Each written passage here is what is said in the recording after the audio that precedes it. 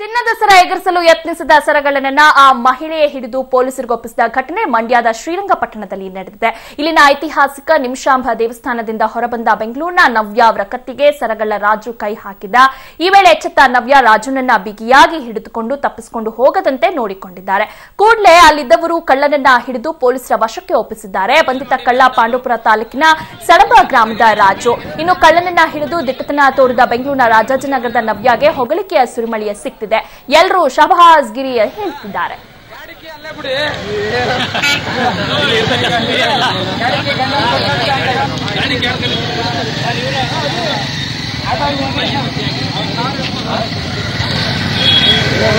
ಮೊನ್ನೆ ಮದುವೆ ಆಗಿದೆ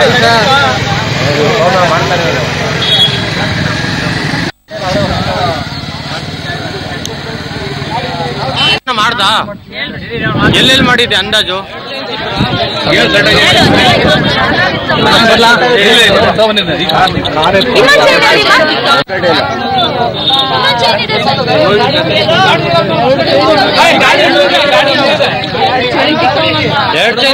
ನಾನು ಗಾಡಿ ಕೂತಿದ್ದೆ, ಫೋನ್ ಹುಡ್ಕೊಂಡ್ ಕೂತಿದ್ದೆ. ಯಾವ ಮೇಡಮ್ ಅಂತ ಬೆಂಗಳೂರು ಅಂತ ಹೇಳ್ದೆ. ಹೇಳ್ತಿದಂಗೆ ಕಿತ್ಕೊಂಡು ಹಂಗೆ ಕಿತ್ಕೊಂಡು ಓಡೋದ.